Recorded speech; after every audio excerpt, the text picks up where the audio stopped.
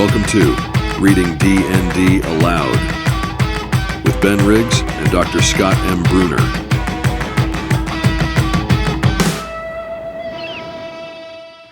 Greetings, one and all, to Reading Dungeons and Dragons Aloud. It's like Bible study for D&D fanatics. I am author, historian, gadfly, and nerd about town Ben Riggs. And with me, as always, is the one, the only, the man, the myth, the legend. He walks between raindrops and slides between shadows. Where was he during the assassination attempt on Gerald Ford? The weapon of mass. I was teaching Squeaky From to read. You were teaching Squeaky From to read. Yeah. Oh, that's great. The weapon of mass instruction himself, Dr. Scott Michael Bruner. Yeah. Thanks, man. Good evening, everyone. I don't know how to live up to that introduction. You know, I'm just gonna keep going with it. It gets me jazzed every week. I'm like, yeah, the more WWE we can get, I think the better. So, if you saw one of my seminars at Gen Con and this is your first time listening to us, welcome. We are going to today read aloud some spells from the first edition Dungeon Master's Guide and first edition Player's Handbook and talk about them. We are an expository podcast. This is our 20th episode. You can pretty easily dip into our back catalog. It's pretty evergreen, and you really don't need to listen in any order, I would say. I mean, we are theoretically going in order through the Dungeon Master's Guide for first edition, but other than that, they tend to be pretty independent. So please dip back into the back catalog. It makes two thoughts. It's interesting to me. I taught rhetoric at the college level for quite a while, and today I was actually spending some time. I was talking to some fellow teachers today, and I was talking about, the conversation was about, it was basically around how teachers should relate to one another, and the whole concept of like people were talking about, they're asking this question of what's the right thing to say to this person, basically to make them understand what I'm thinking about, or like to get my point across, and I got really frustrated because I was like, you have to stop thinking that you exist in some kind of like, vacuum or bubble, or as Kamala Harris would say so much more eloquently than I, people don't fall out of coconut trees. You're always born in the context of where you are. It was interesting. I was talking about the concept of rhetoric is always understanding when anybody tries to communicate with you, they're building some form of a relationship. And of course, they're relying not only the relationship they have with you, but of course with everyone around you. And I'm thinking about that because you just started mentioning about, it's 20 episodes in, but that's only 20 episodes in when we've split off into reading D&D aloud. We did, I don't know how many episodes we did as, basically a spin-off of the previous podcast as well. Right. So we've been doing this for quite a while. And one of the things that we've never had, and I know we're only on page 45 and God willing, we'll be on page 46 by 2026. But one of the things that it was just interesting as you were saying that, I thought to myself, if you were to look at this book as a whole, if you were doing a rhetorical analysis of the Advanced Dungeons and Dragons Dungeon Master's Guide, not just as individual sections, which is what we do take passages. I know we've kind of used that term, it's like Bible study for D&D fanatics, and this concept, and then that's, like, I don't want to get into the weeds in religion because I know that's a touchy subject, but a concept, if you've ever, and I was raised Presbyterian, and I was part of Bible studies, and you do take sections and you try to like have a little like, what does this parable mean? What does it mean that if we were to step back from the Advanced Dungeon Master's Guide and say, what is the overall argument that it is making? If we actually tried to look at it as a rhetorical text, of a type of text that was trying to make an actual claim, if you think about it in terms of like a college paper, a college essay, or a junior high essay, and it was something that you were trying to persuade someone of, what is it as a whole is Gary Gygax trying to say throughout all three texts that he's writing? I haven't finished reading it. I haven't finished reading this, so it's difficult for me to speak as a whole. Yeah. But I will certainly tell you, based on the 40-ish pages that we've read so far, he is constructing his own imaginative universe. Right. And is there anything I would throw out add to What do we that? learn? What I do we mean, learn if we look at it's, you know, we live in a universe now where people are so, you know, especially like looking at past authors and past folks that make art, and we're so critical around what, you know, this worldview is reprehensible for hundreds of years ago. This, you know, we talk about the problematic things, and I'm not, I necessarily want to get into that, but it is interesting. What can we learn? What is the difference from what we can learn from somebody writing a short story and where they're literally like presenting a world versus somebody who's giving you the rules and the mechanics to create worlds of your own? Is there still a very specific and very, like, is there a concrete, a visceral perspective on how a fantasy world should be built? And if so, what can we glean about the human subjectivity behind it, if anything? first Just question like, for answer to the first part of your question is yeah, no. sure. But continue, but to move on to another field, uh, Matt Forbeck has written tons of novels. He's worked on video games. He's made a number of role-playing games, most notably probably Deadlands and the current Marvel I forget what it's called, but the current Marvel role-playing game, the Hmm. 616 role-playing game, he's a lead designer on that. And a thing that he will often post about is it is exponentially harder to construct a role-playing game than it is to write a novel. And yet the novels tend to pay more, and you can turn around a novel way quicker than you can a TTRPG. Uh, and I'm just remembering posts on social media, but my recollection is he said that with a novel, you're telling one story. With a tabletop role playing game, you're making an engine to create a multitudinous stories, infinite Sure. stories. But how, So yeah, sure. good. Yeah. So okay, there I said what I said. Your turn. No, and I'm sorry I didn't want to interrupt you, but I'm interested in like, this is at the forefront of of contemporary game studies, because contemporary game studies, you know, there was, and now that I'm thankfully out of, at least directly out of academia, I've kind of I'm a little bit outside of this world, but there was a long debate between what's called the ludologist and the narratologist, right? Which the narratologist was studying games because they thought it was interesting that games can tell stories in new and exciting ways, where ludologists were like, the story doesn't matter. You know, the Marcoux Escalene famous quotation is like, if somebody throws you a baseball, are you know, or is the first thing you're going to do tell a story about the baseball, or are you going to drop it and throw it back? And their point was that the arguments, the claims, the perspectives that are advanced, the message, and I hate that term, but the themes, the experience, that games are about necessarily creating experiences, but you can still make arguments. You can still bring people to the way that you want to view the world through the experiences that you create by defining the way that they play, right? So that's the tension between the ludology and the narratology argument. I, I mean, I have kind of strong thoughts on that, where I think both are kind of important. I think that reading a book, I've said this many times, is one of the reasons why I like being a teacher, and one of the reasons that I like running tabletop role-playing games, is because I think they're two very, the Venn diagram is almost completely over. Basically, what you're trying to do is to create an experience for an actual measurable outcome, right? If you're teaching a student, trying to teach them to read, or you're trying to teach them to have some type of critical level towards Moby Dick, or whatever text, Finnegan's Wake, whatever it is, you're trying to create an experience that will lead them to that.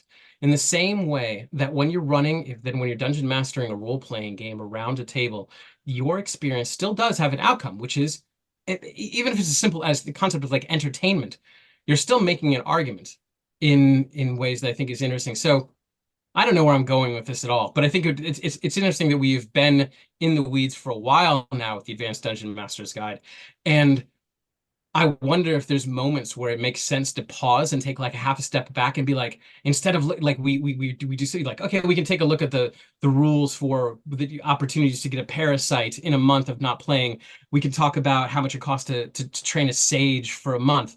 When you put those things together, what do you get? Even though I would say actually generally this book is probably meant to be read piecemeal in the same way that the Bible was. But I think once you begin to accept a lot of its tenets as truth, that like Christians would with the Bible, at some point there is some deeper argument at play here, and I'm curious what we might tease out of it. And maybe in another 50 pages we'll have a I will perfect answer to briefly that question. I briefly have two responses, if I can keep both of them in my tired head at the same time. I think one has already slipped away.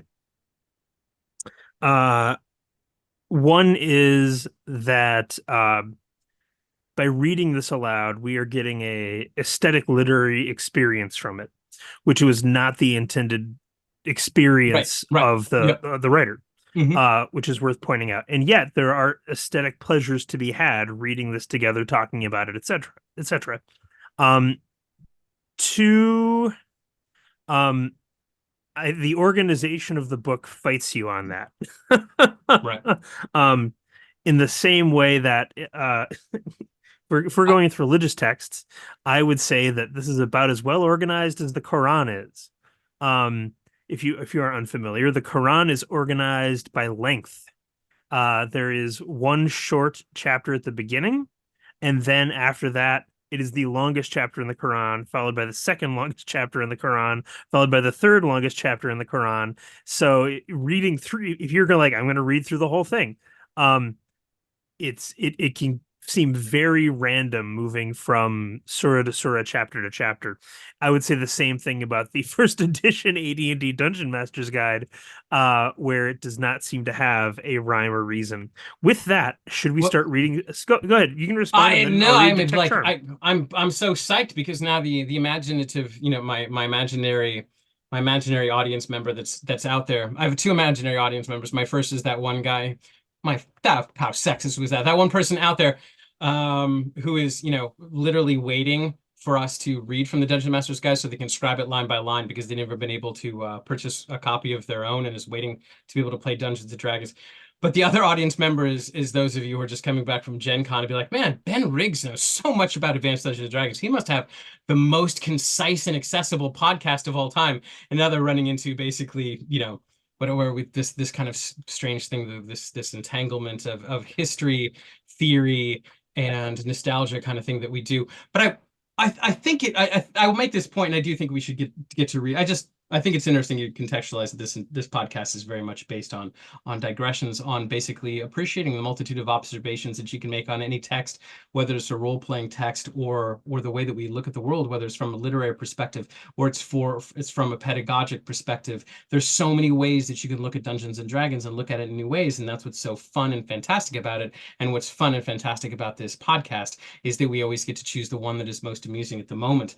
But the one thing I wanted to touch on from what you just said was that you're saying that people didn't read this for aesthetic pleasure when it came out in 1979, and at the same it's not how it was intended by Gygax. Oh, absolutely, absolutely right. I mean, this thing was basically made. I think its number one priority was to make money. What I think is, and that's a good point, right? It was never written. The rhetorical project or purpose behind it was not what it has become. But I would say it's not so different from 1979 because the rules are so poorly organized in this. Because some of the rules are, contradict rules in the player's handbook, which you end up basically with. When I was a kid and I read this thing, and I did read it all the time, because I could never even understand or even grasp the rules. I can't remember who we had on the show recently, but we had the exact same experience of like that we both owned the basic kit of Dungeons and Dragons, but had no one to play it with because at 9 years old, the basic kernel of how you do role playing, and this is of course what they're trying to crack with D&D 2024 is how do we have 4 people who've never played Dungeons and Dragons buy 3 rule books and know how to play Dungeons and Dragons, and let's see if they're successful in September. But what I was going to say is even in 1981, 82, when I was buying these books, I was never reading these books necessarily to discover, because I never was on the hunt for how much does it cost to have a sage scribe a necessary spell into a spell book. I was always reading it because it was cool and forbidden, and it sings, man. It sings. Like, we can make fun of Gygaxian prose, and man, does he love to throw out a word that even with a PhD in English, I have no idea what that word means. It's a weird, I don't know. It's like an aria. There's parts of it that I think are weirdly operatic, and I think I recognized that even when I was 10 years old. And now, why don't we read from the libretto of Gary Gygax? And now this. All right. So we are at the section of the Dungeon Master's Guide where Gygax gives you his advice on different spells, but the spells are in the player's handbook, not in the Dungeon Master's Guide. So I'm reading the spells from the Dungeon Master's Guide, and then we're reading the comment. Sorry, other way around. Yeah, We're reading the spells from the player's handbook and then reading the commentary from the Dungeon Master's Guide. So it's kind of like, it's the DM's guide is in many ways, especially in this section, like the footnotes to the player's handbook, but specifically to the audience of the person running the game. With that, Detect Charm, which is a 2nd level cleric spell. Yeah, Divination reversible. Level 2, range 3 inches, duration 1 turn, area of effect 1 creature, components verbal and somatic, casting time 1 round, saving throw none. Explanation description. When used by a cleric, this spell will detect whether or not a person or monster is under the influence of a charm spell. Up to 10 creatures can be thus checked before the spell wanes. The reverse of the spell protects from such detection, but only a single creature can be so shielded. And within the Dungeon Master's Guide, Gygax says of this spell the following. Detect Charm. Charm spells cast by creatures entitle the charmee to a saving throw versus magic, and if the save is successful, the Detect Charm spell does not pick up the fact that the charm exists. Scott, you've often mentioned that the Dungeon Master's Guide and the Player's Handbook directly contradict one another. And there's a direct contradiction. Now, the question is that contradiction supposed to be a contradiction, or is it that only the Dungeon Master is supposed to know that they get to make a save? Well, what if it's the player making this? What if based on what Lawrence Schick and other people who were at TSR at the time working on this product say, I'm pretty sure it is unintentional, because there was a lot of like the way Lawrence Schick told the story. Gary Gygax shoveled like a pile of papers at him and said, "Okay, kid, make this into a book." And off Lawrence Schick goes. And somewhere in his notes, he had that written down.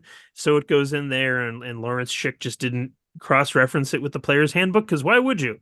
You would assume that Gary Gygax would know if you need to make a saving throw for Detect Charm or not. All right, with that, shall I press on to Find Traps? Yeah, I have a hard time believing that Gygax was not aware when he wrote the DM's Guide what he wrote in the Advanced Player's Handbook. But yeah. Is Lawrence Schick still alive? He is. He was one of the story developers for Baldur's Gate 3. That's right.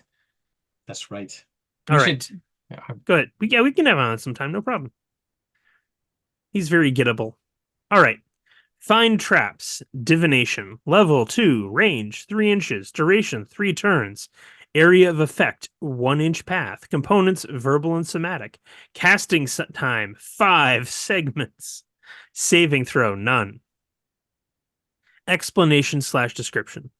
When a cleric casts a Find Trap spell, all traps, concealed normally or magically, of magical or mechanical nature, become visible to him or her.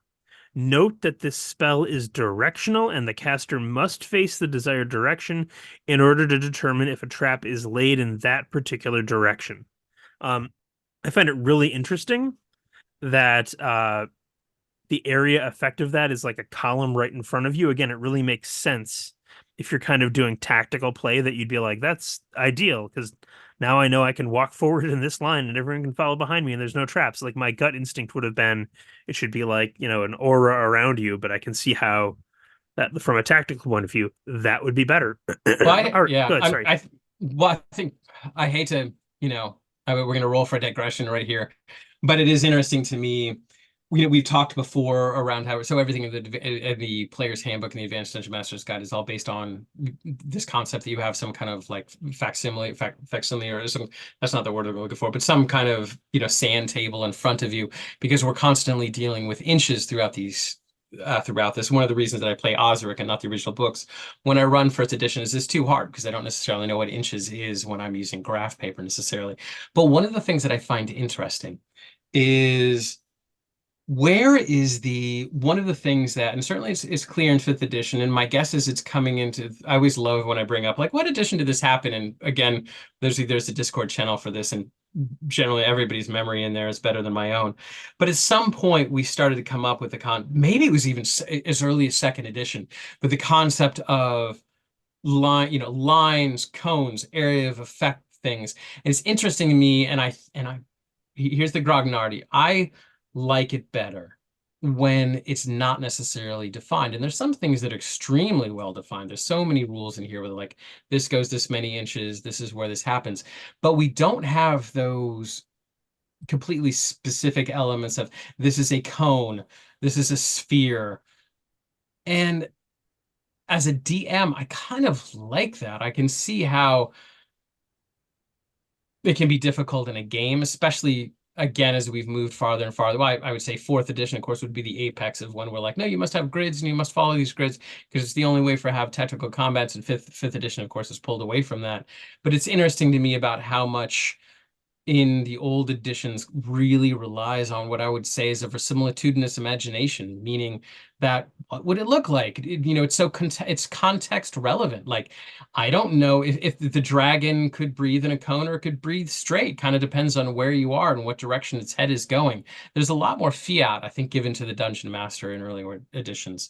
Of course, is the old concept of like rulings, not rules. But it's interesting that how few of the. I guess my question was, I wonder when somebody said, no, I need to know when it's a line, when it's a cone, when it's all the other things that we have. There's that great picture in the fifth edition player's handbook where I think there's I don't know if it's a gnome or a dwarf or something, but I remember he's got like a little teacher's pointy thing and he's pointing at a blackboard behind him showing what the different shapes look like. And in a fantasy world, man, who knows? Who knows? I would point out that typically the BX stream of the game seems to be much more rulings, not rules, much more rules light than the AD&D stream of the game. Yeah. And again, if you're unaware, because you're new to this, AD&D was an attempt by Gary Gygax to kind of codify the various supplements and rules that you need to actually play Dungeons and Dragons, and he called it Advanced Dungeons and Dragons. At the same time, there was a series of introductory box sets that came out between, gosh, I think it was 1978, and I don't know when the last one came out. Call it 1991. That's when the Rules Cyclopedia came out. And those were much simpler, again, more stripped down, oftentimes also more lethal. The simplicity lended itself to deadliness, actually. But I think very, very fun stream of the game. I think that until 5th edition, AD&D was kind of the way that people thought Dungeons and Dragons was supposed to be. The kind of thing where it's like, we have a rule for everything. And you think to yourself, thank God at last, a rule for everything. The perfect simulationism has been achieved. Well, I think But again, I playing the BX, the basics, the old schoolish essentials, which is essentially a retro. I'm going to call it a retro clone just for the sake of this conversation. Those games are just so fun and so fast. Go ahead and say what you're going to say, sir. Well, I have an answer. I started this, it's not often that we have a Zen cone of an episode or an Ouroboros episode where I can eat my tail at the end well, we still have plenty of time to talk more about charm and archery. Dude, that's really not clean. But yeah, that's true. Make me laugh. But I have an answer to my in that conversation that we're having around the concept of just going off of like how loosey-goosey it is on the concept of like where the spells go and how much fiat we're granting the dungeon master decide exactly how a spell might look. Or like, again, the distances tend to be generally fairly strict, I would actually say, in Advanced Dungeons and Dragons, but the directions don't necessarily aren't as much as they are. And what I was thinking about especially as you were kind of talking through that, and I'm thinking through that, is how important, perhaps the most important thing for a dungeon master is you will, and this is again, this also comes back to the whole concept of rhetoric, which is that people are always looking for like the perfect words to say, when it's never about the perfect words. It's literally you've got to build a relationship with your audience, and the way that you often do that often has nothing to do with words or literally the direct medium of communication. It often has to do with what is it, the famous uh Maya Angelou quotation, like nobody remembers, what you said. They always remember the way that they made you feel, right? And that's completely true. And I think that it's interesting is that the best games that you've probably played in, the best games that I've ever played in, are always based on when we trust the dungeon master, right? You have, like, I imagine to you the worst games that you've ever played, whether they've been a convention or somebody, or even one of your friends, because we all have friends that are fantastic and know so much about Dungeons and Dragons, but when it finally comes time to run a game, they don't necessarily have that kind of bizarre skill set. And once that trust is fractured, it doesn't even matter how well they knew the rules. As a matter of fact, I would say, because if anybody's ever played a game with me, they know that I'm infamous for never knowing the rules. I'm terrible at remembering mechanics, but I do a pretty good job of letting people know that I'm going to make fair decisions, that I'm going to create a verisimilitudinous world that they can believe in it some way. And did I already say fair? So I guess I'm going to say number one twice. But like, I'm a fan of the players. Like, I'm not interested in killing you, but I am interested in creating some type of narrative that we can all enjoy. So this is my answer to the question of what's the overall, we've talked so much around the concept that Gary Gygax in the Advanced Dungeon Master's Guide is going out of his way to demonstrate that he can build a world, that he can build systems from, he can build systems of conjuring elementals to which way the wind is blowing when you're taking a nautical fleet. And to me, all of these pages is leading up to one final rhetorical argument that he's making, which is, you can trust me, or just trust me. That's it. Like, I have done the work for you.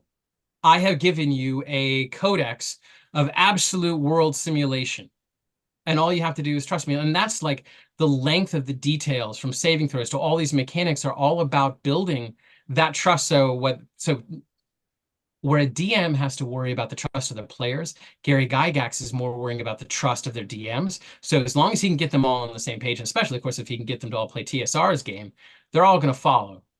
Anyway, I just think that it's interesting that if you asked me right now, what's the argument of all of these three main books, which is, especially when you think of the context where they're made, where they had competitors like RuneQuest and Tunnels and Trolls, the whole point was, how can Gary Gygax create a text? Not necessarily that the rules are necessarily the best, but they're so comprehensive. The language is so Gygaxian and so overflowing with medieval knowledge. And like, he's trying to think of every possible contingency that you might get in a game, that it's all about building the ethos that you can trust me. All right, I'm going to read Find Traps from the Dungeon Master's Guide.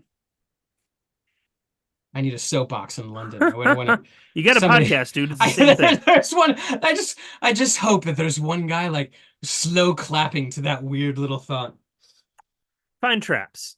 The spell will be 10% likely per level of the cleric casting it to be able to note the type of magic involved, i.e. alteration, divination, etc., if it is a magical or magically concealed trap. Okay, I'm with you, Gary. I don't know why you wouldn't just put that in the player's handbook, but okay, fine. Silence, radius, oh dear, 15 feet. Yep. Okay, good. Bump. Sorry, everybody. All right, we're going fast here. We're making progress. I think my wife would love to be able to cast a silence 15-foot radius on me from time to time. Level 2, range 12 inches, duration 2 rounds per level, area of effect 30-foot diameter sphere, components verbal and somatic, casting time 5 segments, saving throw none.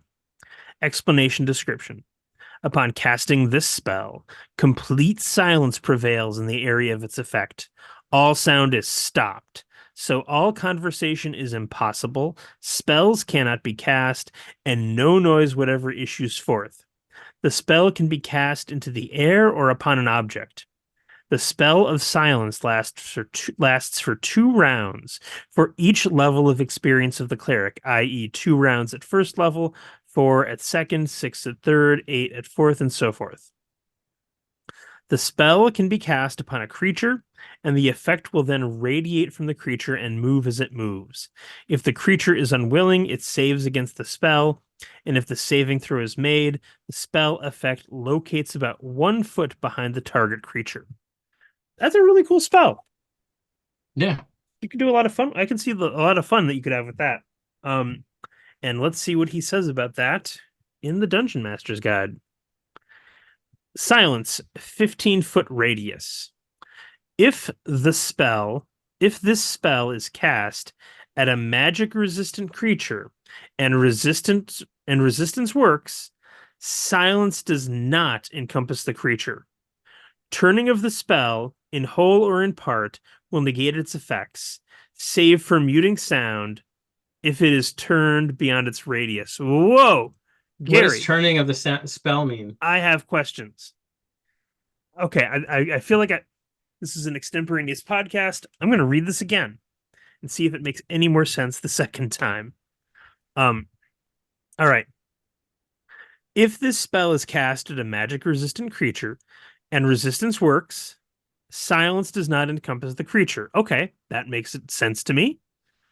Turning of the spell in whole or in part will negate its effects, save for muting sound if it is turned beyond its radius. So yes, what does it mean to turn a spell in this context? We certainly don't know from the Dungeon Master's Guide.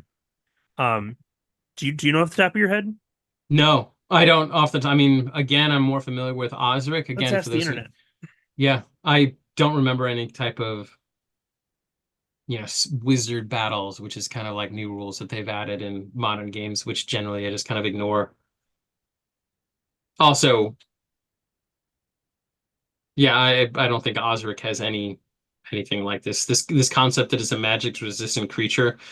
I mean, to Jack and really, when you think about silence, 15-foot radius, you think of it in terms of like the get smart, like cone of silence, like anything, nothing in that area can make So any sounds, which there is is how we think. I think the modern interpretation probably is. I mean, I don't know how. Again, I don't.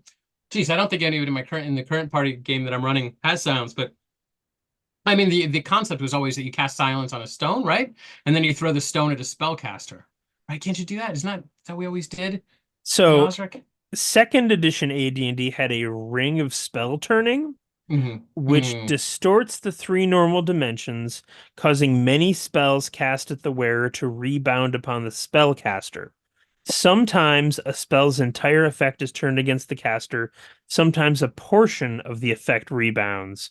And then, wow, there's like 3 pages of rules for this one ring. So I'm not going to read it all aloud right now, but okay, I can accept that there was a magic item that had something to do with it in second edition. But wow, it's funny because we are thrown right back to 1979, where if a rule is poorly phrased and you're at the table, you're like, I don't know what to do with that. But I think that's kind of my point. Like, I don't think these books were extremely accessible to table beyond the spell lists and maybe the modifiers for like missile combat. I don't know how often these things were ever used. All right, we have Snake Charm. Should we get through Snake Charm? Yeah, man. All right, let's do it. We're doing it. Enchantment/Charm, level 2, range 3 inches, duration special, area of effect special, components verbal and somatic, casting time 5 segments, saving throw none. Explanation/description. When this spell is cast, a hypnotic pattern is set up, which causes one or more snakes to cease all activity except a semi-erect postured swaying movement. If the snakes are charmed while in a torpor, the duration of the spell is 3 to 6 turns, d4 plus 2. If the snakes are not torpid but are not aroused and angry, the charm lasts 1 to 3 turns. If the snakes are angry and or attacking, the snake charm spell will last from 5 to 8 melee rounds, d4 plus 4. The cleric casting the spell can charm snakes whose hit points are less than or equal to those of the cleric. On the average, a first level cleric could charm snakes with a total of 4 or 5 hit points, a second level cleric 9 hit points, a third level 13 or 14 hit points, etc. The hit points can represent a single snake or several of the reptiles, but the total hit points cannot exceed those of the cleric casting the spell. Okay, this is kind of weird because it just says the snake does the like that's what it does, right? I had a hard time listening to you read that and not think, are we sure we're talking about snakes here? Also, honestly, don't read that again slowly in your mind because they're like, wow. But good use of the word torpid. Who chose this spell? And like, man, more power to you. So What's the if DMG say? if you thought torpid was a great Oh, SAT word, I already looked ahead. I know what word you're about to well, hang on, I land guess on. we should define torpid. My understanding is torpid would mean kind of in like the opposite of beast mode. Like it's chilling, it's cool down, it's torpid definition. It's Torpid means mentally or physically inactive, lethargic. mm, Okay. Makes sense. Dormant, especially during hibernation. Great. And the word, I'm going to just look this word up right now while I have it here. The word that we need is Ophidian. APH. no I OPH. OPH. OPH. Uh-oh. You down with OPH. Ophidian? You down with sorry. OPHIDIAN. Right? It's OPHIDIANOID. Oh boy. So that's a Finianoid, but you also have a Phidian, which is OPHIDIN. And my So guess is that means relating to snakes.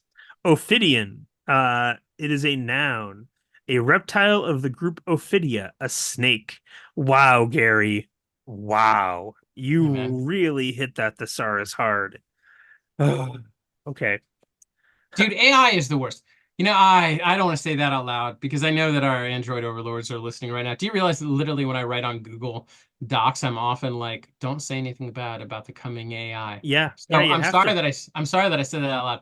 But man, I spent the whole day editing text, not saying who wrote it, or more accurately, who I'm didn't write sorry. it, and put it into ChatGPT. And it's amazing. Like like that's man, if there is one book that could never have been written by ChatGPT,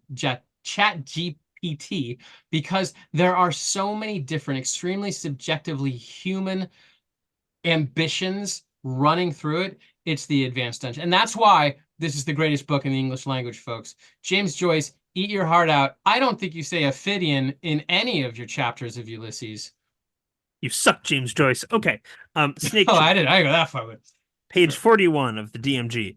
This spell will be effective against any Ophidian or Ophidianoid monster, such as Naga and Coatl.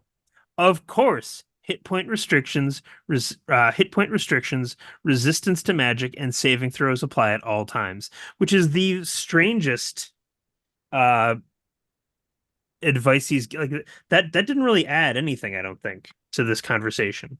But most I think the notes, like I said, they're like footnotes to the player's handbook. I think it's interesting to read because I think what it does give us insight. It gives us insight into the ways that Gygax thought the players were going to abuse some of these spells.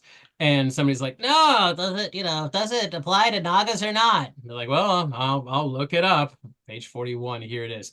But yeah, it doesn't add any flavor text. Again, this is a spell. I think one thing that would be interesting to do is to take a look at these spells and see which ones actually survive through 5th edition, because from my again extremely suspect memory, I don't think Snake Charm is one that probably survived many editions. Not that I'm a huge fan of like the weirder spells and just making them useful in some way, but I don't think Charm Snake, this is a 2nd level cleric spell.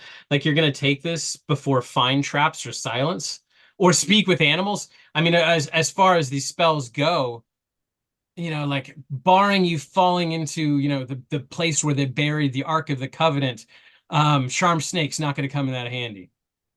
Pretty weird, man. Pretty weird. By the way, I've been spending the last few minutes looking. Does the word Ophidian appear in any Joyce works? I mean, I feel like that's a great question for ChatGPT. All right. So, with that, Scott, could you tell us about our Patreon? Yeah, we've gotten through. It's too late. It's not too late, but I'm saying we have a Patreon. This podcast is brought to you by the letter Ophidian and our Patreon. The Patreon is what allows us to do this.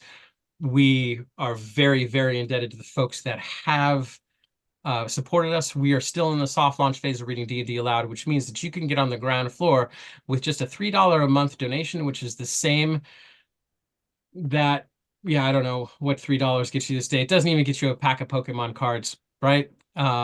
You not only are you able to hear the regular podcast, which you can hear for nothing, but you're going to be able to hear recordings that Ben makes of the seminar presentations that he makes. When we do reading D&D Alive, we'll be providing those for members, and more importantly, you are eligible to go into the Discord, where we have some of the most amazing, erudite, and illuminating conversations you can possibly have with other people in modern day. So please join us in the Discord, and I respond to every message in there and every PM. So I would love to hear, especially folks that are coming in from Gen Con, if you want to talk about what you think the major claim of the Advanced Dungeons and Dragons Dungeon Master's Guide is. Would absolutely love to hear it. Look forward to seeing folks at future conventions. Ben, what are you working on?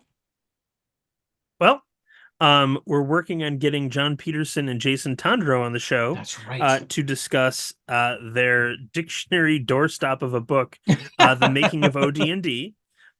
So again, if you want to turn that into something more like a book club for you, you might want to pick up the $100 book that could crush a baby and begin to read it. Anything else you need to say, Scott? All right. Good luck, Jib. I think it's probably this is the last time I'm going to talk to you before you go to Gen Con. I wish you well, Ben. Bring us back many strange little goodies. I will bring you back many strange little stories, at least. Yes. With that, I'm going to say that I am Ben Riggs. I'm Dr. Scott Bruner. Thank you all for being here. Bonsoir. Bonsoir.